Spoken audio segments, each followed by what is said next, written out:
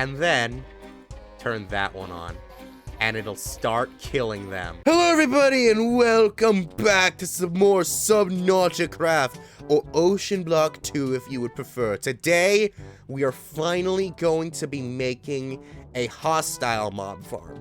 Now, in the last video, we managed to make ourselves our underwater base right here, as well as a little farm over here for our peaceful mobs. And I managed to get them all back in, because for those of you who saw the last video, it got a little out of hand. There actually is still a cow loose, and some okay, there's some rabbits loose. I don't really care about the rabbits, though. But we managed to get ourselves a buttload of mobs. And I put an absorption hopper right over here on top of a drawer to collect the eggs that the chickens are dropping. So, it doesn't cover the whole area, but at least it's something. And speaking of those chickens, we are going to actually need to use them today for our hostile mob farm. As right down there, I did add that new area in between episodes where I've made some modifications. Hence, I've actually set up a bunch of these ceiling lights right here. It's like, they actually are really easy for me to get. If we go into here, we just need a bottom one. It's just glowstone and some stone. And you get 6, and it's actually really cool. Also, it looks kind of like a wand or a cigarette or both. I'm not sure what I'm looking at. Bibbidi bobbidi lung cancer. So, how are we going to farm hostile mobs in this place? Well, we're going to need something. First, we're going to need to actually convert that dirt. Well, I say first, but we kind of want to save that. But first, we need to get what we need for the conversion. To get that, we need this GM chicken feed cursed, which we can get from solium seeds. So the question is, how do we get solium seeds? Well, we need solium dust, which I actually am generating with my auto sluicing. And we're also going to need prosperity seeds, which are very easy for me to get. We're just going to need some prosperity shards and some normal seeds. Now, I should have prosperity shards in here. Because, yeah, there they are. Because I can get these from earlier pieces of sluicing. Can't get it with the lava, unfortunately. But hopefully I won't need them for much longer. Now we just need to go ahead and then make ourselves our prosperity seed base. Which we can then go ahead and then throw into our imbuement chamber. No recipe found. Pedestals are required. They must be placed in the... I don't need a recipe, though. Oh, wait. Can I not do it because those things are close? Wait. Is that actually something that happens? Okay, well, let's go ahead and move this over here with the jars, but if I... Huh. So if you have another set of stuff there, it actually will block it. That is very interesting. Okay. Well, I'm glad I know that now. But that should be fine for later. So there we go. Now we got our GM chicken feed. And as its name suggests, we need to feed this to one of our cute little chickens. So, chickens over here. Okay, wait. I need to check how many chickens I have. Okay, I have plenty of chickens. So, let's go ahead and feed this to you. And then, there we go. And that actually gives me enough feathers, too. Because I'm going to need some of these for something else later. That's actually really good. Okay, so now, I need you all to get out of my way. We have ourselves a rotten egg. This rotten egg is what's going to be able to convert our dirt in here into cursed dirt, which, once in darkness, will start to rapidly summon mobs. But when exposed to sunlight, allegedly it's supposed to burn. So, I don't want that. And also, it's still too light in here, so we need to make this in darkness. Which is where the next part of this comes in, which is setting up the actual area.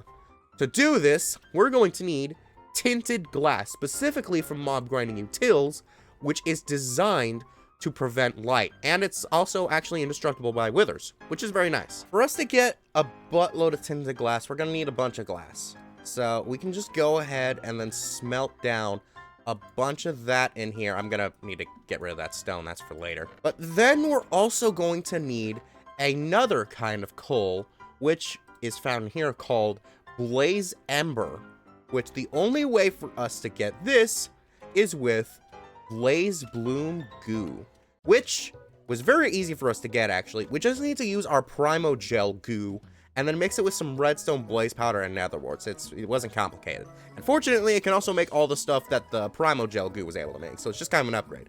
And this one, like the other, requires a fuel source, which can be either blaze powder or nether wart.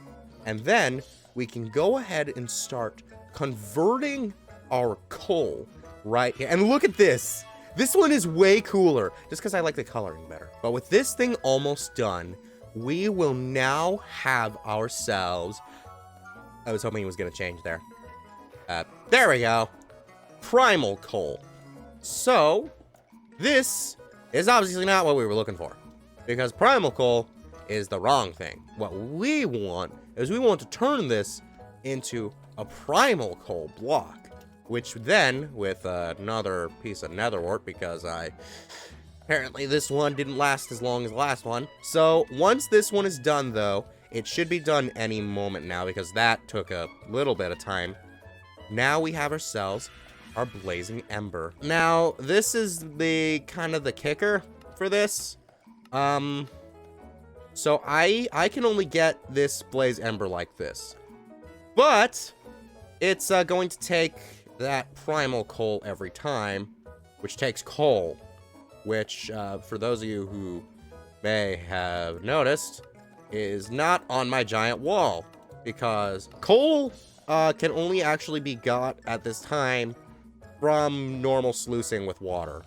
So I can't get it with the lava setup, which means I'm running short. So considering that this is going to take 5 of these coals each, and it tends to be a little bit rare for me to get, I'm going to have to hope that I will have enough to be able to surround this thing. Now, bear in mind, I need to surround this thing with all this, which means this is going to be about a 7 by 7 of these guys, and it needs to be up by at least 4, because the ceiling is going to need to be taller than, say, Enderman. Okay, so I'm going to get all the tinted glass for this, and then we'll be right back with the next part. 5 minutes later. You know, it occurs to me that since I'm not actually building a wither farm, this doesn't actually need to be completely built out of the glass. So, I have no idea why I've been building it like this for years. But, there we go. We now have ourselves the base part of our kill room. So, I have a redstone lamp right over here also. That way, we can kind of light up the entire room. And I have some other glass back over on this side. That way, I can kind of sneak in a little peek for something else that's going to be going here in a little bit. But now that we have the room set up, we need to ask the question, how are we going to kill the mobs? That is where a very, very sneaky little thing is going to come in that is going to require a whole lot of iron. And that is this thing right here called the mob masher. For us to get the mob masher, we're going to need an iron block, 2 iron swords, redstone, and some diamonds, but also 2 of these things called iron spikes. Iron spikes take even more iron swords and more iron blocks. Like I said, it's a lot of iron. So we can just go ahead and then make our spikes right here, and then our mob masher. There we go. So now with the mob masher, what we're going to want to do is we're going to want to plop this baby. We want it to go inwards like this. That way it won't hurt me, because if I go ahead and break this down and then put that there, it's not going to hurt me. But if I was on there by like the sides of it or the front, it would hurt me. So we don't want that. But that's just one mob masher right there. The real question is, how are we going to ensure that the mobs are going to go over there? Well, that's where we get into something that I haven't done in a very long time. We're making mob fans. So if we go ahead and then make ourselves some of these slabs right here, I do need 8 of them in total, which means I'm going to end up with a little bit more than I truly need, but that is okay. And then more iron. There's so much iron. It's a good thing I did the sluicing thing already, because could you imagine if I tried to make the mob farm before this? Oy, that would have sucked. But now we can go ahead combine all of these together, and then we now have ourselves our mob fans. So, now with the mob fans, what we can go ahead and do is we can just go right into here and then take out a couple of more blocks. We want to take out these ones right here, because here we'll put the first mob fan. It is going to face me, so I got to do this when I'm inside. And then we got to have this one right here. Actually, yeah, no, now that I think about it, I want this one to be on the ground, because with it on the ground, I won't need to get an extension upgrade to go upwards, because, yeah, as you can see, these things go far. This will push mobs over to here, and then this one will push them right up there, which I don't want to actively walk into. But it will only do it where these blue boxes are, which means we need to upgrade this one. That way it'll encompass the whole thing. And that's where our mob width upgrade is going to come into play, which needs more iron. If we go ahead and make this thing and then stick that into here, that will then increase it by 2. I could grab another one of these, but I mean, the odds of them just staying within these 8 squares and not moving once at all to get caught in the current is very slim. So I really don't think I will need to do that. But if I do, and it does become a problem, I can very easily fix that. So here we go. Now the entire kill chamber is ready. Once I provide these things with a redstone signal, it will start to push them. And it can even push players too. So if I walked in front of this thing's radius, yeah, and I cannot walk. I am actively trying. It does not work. I think it might work if I crouch. No. Not even crouching works. With that out of the way, there's only one thing left to do before we start getting the mobs in there. And that is going to be storage. So the mobs are going to die. They're all going to die about here-ish. So what I want to do is put a little chest right here. And then I'm going to need another absorption hopper. Gonna be even easier to get once I get this mob farm going, because hopefully we'll also get some Enderman in here, which is why I made this thing extra tall. And that's also why I have this thing right here called the Ender Inhibitor, which what this thing is going to do is it's going to prevent teleporting mobs from teleporting within a radius. So now that that thing is ready, what I want to do, turn off the fans. So that way, we can go ahead and activate this baby. We go into here and grab a rotten egg. And right in the center block, we right-click it. And then we leave. Okay. And now our cursed earth is complete. So, once I head on over here and turn off the lights. Okay. It should spawn any moment now. Should be spawning. Oh! Spawning! Yes! Okay, it just takes a little bit longer. Oh, that is good. Okay, so now what we want to do is put this there. I mean, there's no way that the items are gonna, like, get thrown over there, but just in case, we want to go ahead and offset it just a little bit more. There we go. Righty. So now that's ready. So now, we can go ahead, turn that on, starts pushing him to the wall, and then turn that one on, and it'll start killing them. Oh, that's so good. Oh, but he got out. I'm gonna need the second upgrade, aren't I? Oh, shoot, and I get drowns too? Oh, wait, can I get tridents from this? Wait, I might be able to get tridents from this. Oh. Oh, that's interesting. What the heck is a broken whisk? What the heck is a whisk? Okay. Interesting. That's going to be something interesting. But now we can go ahead, click down for items.